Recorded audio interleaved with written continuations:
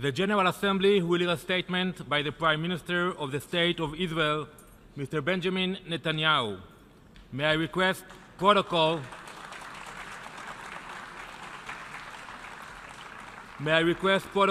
to escort His Excellency.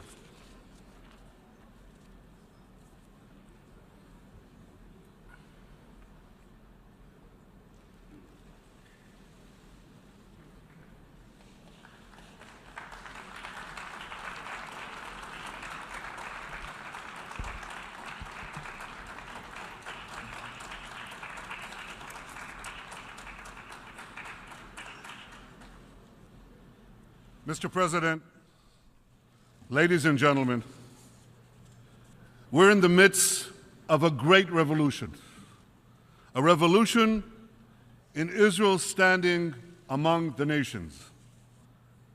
This is happening because so many countries around the world have finally woken up to what Israel can do for them. Those countries now recognize what brilliant investors like Warren Buffett and great companies like Google and Intel, what they've recognized and known for years, that Israel is the innovation nation, the place for cutting-edge technology in agriculture, in water, in cybersecurity, in medicine, in autonomous vehicles, you name it, we've got it. Those countries now also recognize Israel's exceptional capabilities in fighting terrorism. In recent years, Israel has provided intelligence that has prevented dozens of major terrorist attacks around the world. We have saved countless lives. Now, you may not know this, but your governments do. And they are working closely together with Israel to keep your country safe and your citizens safe. I stood here last year on this podium, and I spoke about this profound change in Israel's standing around the world. And just look at what has happened since. In 1 year, hundreds of presidents, prime ministers, foreign ministers, and other leaders have visited Israel, many for the first time. Of these many visits, 2 were truly historic. In May, President Trump became the first American president to include Israel in his first visit abroad. President Trump stood at the Western Wall, at the foot of the Temple Mount, where the Jewish people, or rather the Jewish people's temples, stood for nearly 1,000 years. And when the president touched those ancient stones, he touched our hearts forever. In July, Prime Minister Modi became the first Indian Prime Minister to visit Israel. You may have seen the pictures. We were on a beach in Hedera. We rode together in a Jeep outfitted with a portable desalination device that some thriving Israeli entrepreneur invented. We took off our shoes, waded into the Mediterranean, and drank seawater that had been purified only a few minutes earlier. We imagined the endless possibilities for Israel, for India, for all of humanity. In the past year, Israel has hosted so many world leaders, and I had the honor of representing my country on 6 different continents. 1 year, 6 continents. I went to Africa, where I saw Israeli innovators increasing crop yields, turning air into water, fighting AIDS. I went to Asia, where we deepened our relations with China and with Singapore, and expanded our cooperation with our Muslim friends in Azerbaijan and Kazakhstan. I went to Europe, where in London and Paris, Saloniki and Budapest, we enhanced our security and economic ties. I went to Australia, becoming the first Israeli Prime Minister to visit our great allies down under. And just last week, I went to South America, visiting Argentina and Colombia.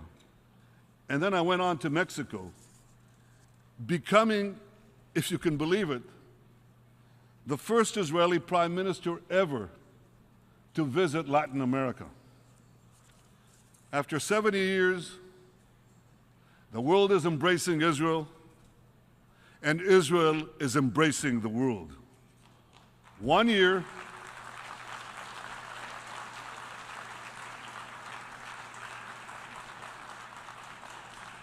one year, 6 continents. Now, it's true, I haven't yet visited Antarctica, but one day I have to go there.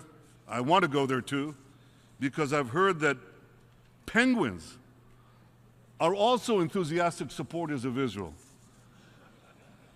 Now, you laugh, but penguins have no difficulty recognizing that some things are black and white, are right and wrong. And unfortunately, when it comes to UN decisions about Israel, that simple recognition is too often absent.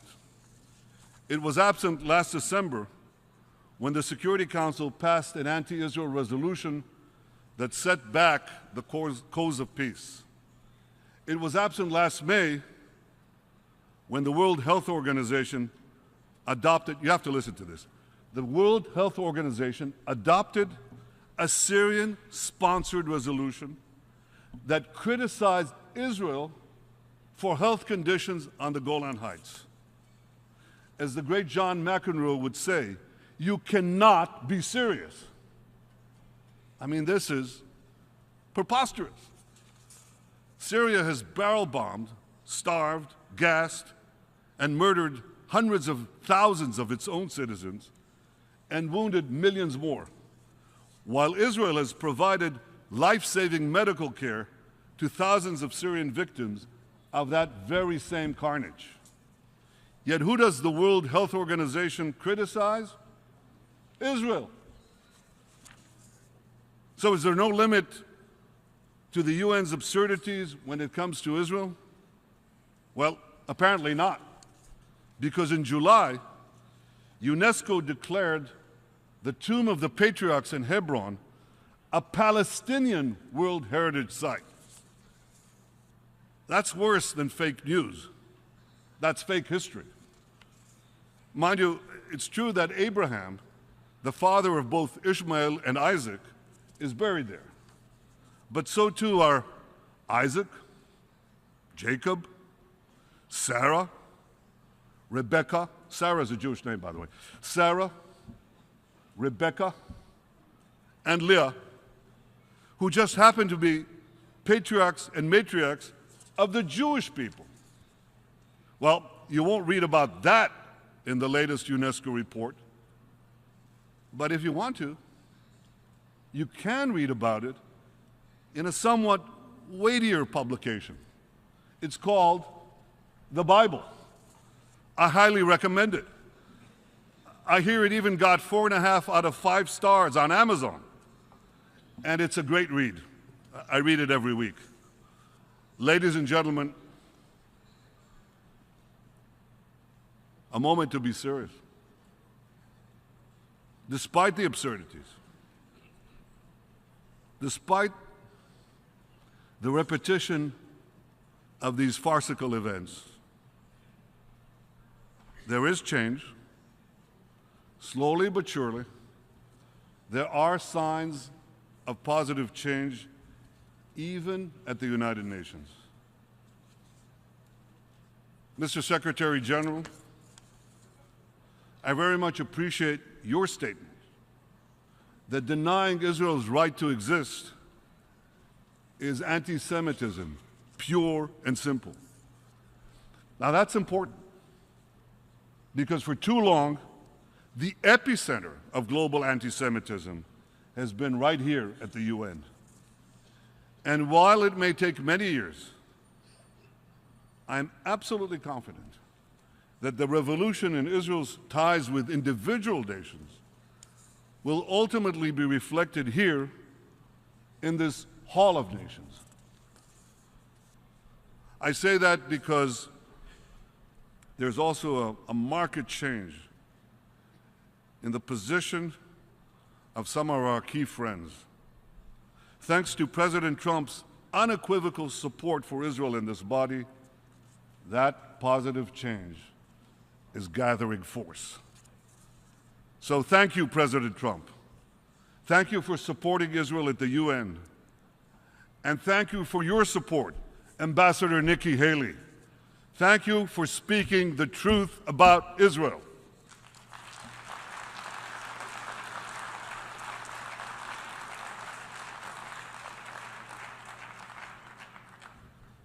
But ladies and gentlemen,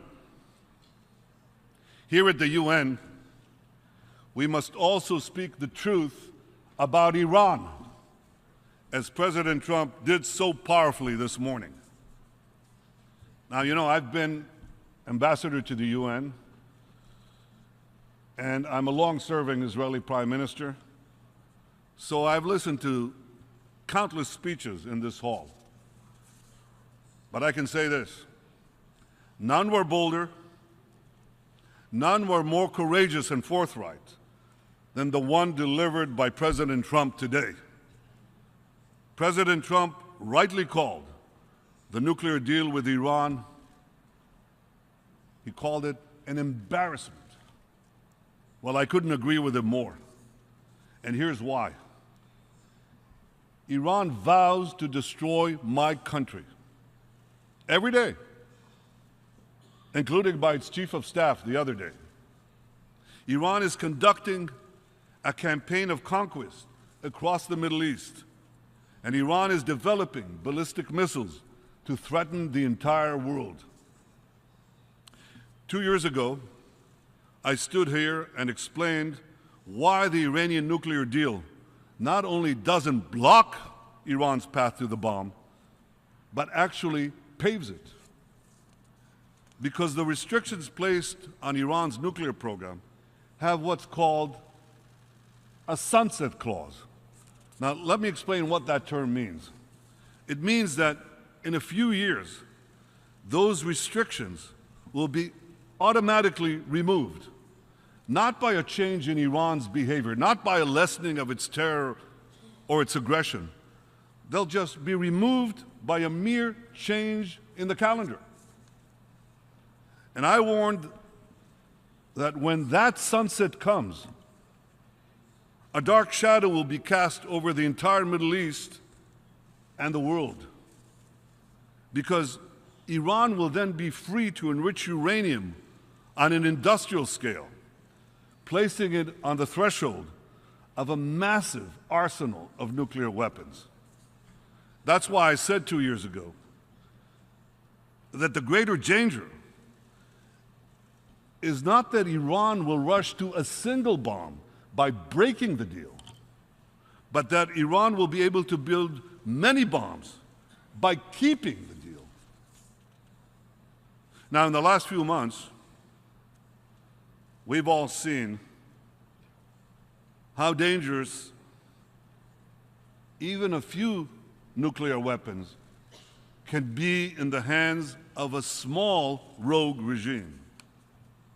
Now imagine the danger of hundreds of nuclear weapons in the hands of a vast Iranian Islamist empire with the missiles to deliver them anywhere on earth. I know there are those who still defend the dangerous deal with Iran, arguing that it will block Iran's path to the bomb. Ladies and gentlemen, that's exactly what they said about the nuclear deal with North Korea. And we all know how that turned out. Unfortunately, if nothing changes, this deal will turn out exactly the same way. That's why Israel's policy regarding the nuclear deal with Iran is very simple. Change it or cancel it. Fix it or nix it. Nixing the deal means restoring massive pressure on Iran, including crippling sanctions, until Iran fully dismantles its nuclear weapons capability. Fixing the deal requires many things, among them inspecting military and any other site that is a suspect, and penalizing Iran for every violation. But above all, fixing the deal means getting rid of the sunset clause. And beyond fixing this bad deal, we must also stop Iran's development of ballistic missiles and roll back its growing aggression in the region. I remember we had these debates. As you know, I took a fairly active role in them. And many supporters of the deal naively believed that it would somehow moderate Iran. It would make it a responsible member, so they said, of the international community. Well, you know, I strongly disagreed. I warned that when the sanctions on Iran would be removed, Iran would behave like a hungry tiger unleashed, not joining the community of nations, but devouring nations, one after the other. And that's precisely what Iran is doing today. From the Caspian Sea to the Mediterranean, from Tehran to Tartus, an Iranian curtain is descending across the Middle East. Iran spreads this curtain of tyranny and terror over Iraq, Syria, Lebanon, and elsewhere, and it pledges to extinguish the light of Israel. Today, I have a simple message for Ayatollah Khamenei, the dictator of Iran. The light of Israel will never be extinguished.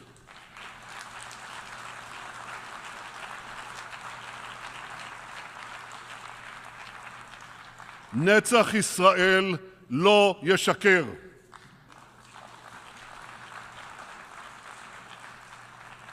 Those who threaten us with annihilation put themselves in mortal peril. Israel will defend itself with the full force of our arms and the full power of our convictions. We will act to prevent Iran from establishing permanent military bases in Syria for its air, sea, and ground forces. We will act to prevent Iran from producing deadly weapons in Syria or in Lebanon for use against us. And we will act to prevent Iran from opening new terror fronts against Israel along our northern border. As long as Iran's regime seeks the destruction of Israel, Iran will face no fiercer enemy than Israel. But I also have a message today for the people of Iran. You are not our enemy. You are our friends. Shoma duste ma hestid. One day, my Iranian friends, you will be free from the evil regime that terrorizes you, hangs gays, jails journalists, tortures political prisoners, and shoots innocent women like Nida Sultan, leaving her choking on her own blood on the streets of Tehran. I have not forgotten Nida. I'm sure you haven't too. And so, the people of Iran, when your day of liberation finally comes, the friendship between our two ancient peoples will surely flourish once again. Ladies and gentlemen, Israel knows that in confronting the Iranian regime, we are not alone. We stand shoulder to shoulder with those in the Arab world who share our hopes for a brighter future. We've made peace with Jordan and Egypt, whose courageous president, Abdel Fattah al-Sisi, I met here last night. I appreciate President al-Sisi's support for peace, and I hope to work closely with him and other regions and other leaders in the region to advance peace. Israel is committed to achieving peace with all our Arab neighbors, including the Palestinians. Yesterday, President Trump and I discussed all of this, at great length. I appreciate President Trump's leadership, his commitment to stand by Israel's side, his commitment to advance a peaceful future for all. Together we can seize the opportunities for peace, and together we can confront the great dangers of Iran. The remarkable alliance between the United States and Israel has never been stronger, never been deeper.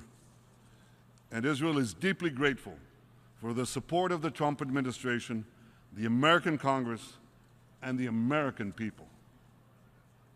Ladies and gentlemen, in this year of historic visits and historic anniversaries, Israel has so much to be grateful for. 120 years ago, Theodor Herzl convened the first Zionist Congress to transform our tragic past into a brilliant future by establishing the Jewish state.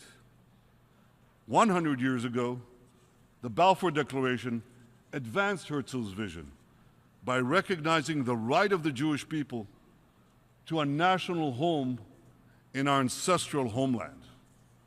70 years ago, the United Nations further advanced that vision by adopting a resolution supporting the establishment of a Jewish state. And 50 years ago, we reunited our eternal capital, Jerusalem, achieving a miraculous victory against those who sought to destroy our state. Theodor Herzl was our modern Moses, and his dream has come true. We've returned to the Promised Land, revived our language, ingathered our exiles, and built a modern, thriving democracy. Tomorrow evening, Jews around the world will celebrate Rosh Hashanah, the beginning of our new year. It's a time of reflection, and we look back with wonder at the miraculous rebirth of our nation. And we look ahead with pride to the remarkable contributions Israel will continue to make to all nations. You look around you, and you will see these contributions every day. In the food you eat, the water you drink, the medicines you take, the cars you drive, the cell phones you use, and in so many other ways that are transforming our world. You see it in the smile of an African mother in a remote village who, thanks to an Israeli innovation, no longer must walk 8 hours a day to bring water to her children. You see it in the eyes of an Arab child who was flown to Israel to undergo a life-saving heart operation. And you see it in the faces of the people in earthquake-stricken Haiti and Nepal who were rescued from the rubble and given new life by Israeli doctors. As the prophet Isaiah said, "Unetaticha or lagoyim liot yeshuati ad ktseh haaretz." I have made you a light unto the nations, bringing salvation to the ends of the earth. Today, 2,700 years after Isaiah spoke those prophetic words, Israel is becoming a rising power among the nations. And at long last, its light is shining across the continents, bringing hope and salvation to the ends of the earth. Happy New Year, Shana Tova from Israel. Thank you.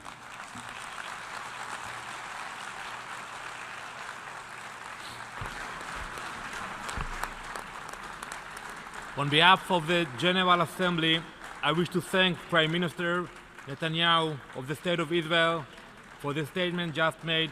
Thank you, Prime Minister, and let me wish you a Happy New Year, Shana Tova.